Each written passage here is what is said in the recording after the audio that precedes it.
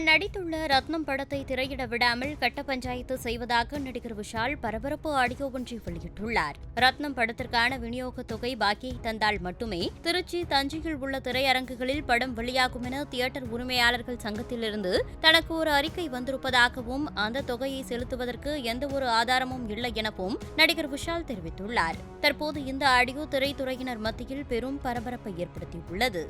சம்மந்தமே இல்லாத ஒரு கடிதம் வந்திருக்கு. இந்த மாரி விஷால் காசு குடுக்கணும், பாக்கி இருக்காரு அப்படின்னு சொல்லி ஒரு நபர் குடுத்துருக்காரு. அவரு உங்க சங்கத்தோட மெம்பரும் கிடையாது. சம அது லெட்டரு நான் காசு குடுக்கணுன்ற விஷயத்துக்கான எந்த முகாந்திரமோ, எந்த ஆதாரமும் கிடையாது. அத வச்சுக்கிட்டு நீங்க இப்போ வரைக்கும் தியேட்டர் போட விடாம, வெள்ளிக்கிழமை என் திரைப்படம் ரிலீஸ் ஆவுது. இப்போ வரைக்கும் எந்த தியேட்டர் ஓனர் கேட்டாலும், நீங்க என்ன சுத்தல்ல விடுறீங்க. முதல்ல எனக்கும் அந்த நபருக்கும் சம்மந்தமே கிடையாது. ஒருவேளை நான் குடுக்க வேண்டியதா இருந்தா, அது அக்ரீமென்ட்டா இருக்கா? விஷால் சைன் பண்ணியிருக்கானா? அந்த ஒரு பொதுவான ஒரு ஆதாரம் இல்லாம, நீங்க வெறும் ஒரு கடிதம் வச்சுக்கிட்டு, நீங்க எல்லா உரிமையாளர்களுக்கு நீங்க இந்த படத்த போடக்கூடாதுன்னு சொல்லி இப்போ வரைக்கும் என்ன சுத்தல்ல விடுறீங்க. அதாவது ஒரு நடிகன் விஷாலா நான் பேசிட்டு இருக்கேன் இப்போ. இதுக்கு பேரு கட்ட பஞ்சாயத்து.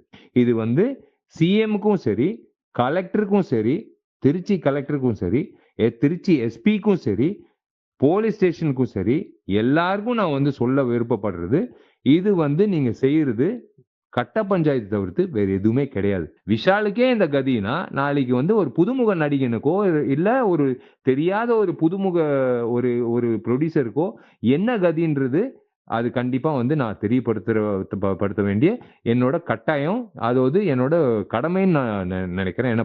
நானும் எனக்கு இதுக்கான என்ன நடவடிக்கை எடுக்கணுமோ, அந்த நடவடிக்கை எடுக்கிறதுக்கான முயற்சி எடுக்க விட்டுறாதீங்க. தயவு செஞ்சு நீங்க ஆதாரமா கேளுங்க. நம்ம நாட்டுல கட்ட பஞ்சாயத்துக்கு என்ன சட்டம், அதுக்கான என்ன நடவடிக்கைன்றது உங்களுக்கும் தெரியும். இதுக்கு மேல நான் இந்த பதிவ முடிச்சுக்கிறேன். செய்திகளை உள்ளது உள்ளபடி தெரிந்து கொள்ள ரெஃப்ளெக்ட் நியூஸை சப்ஸ்கிரைப் பண்ணுங்க.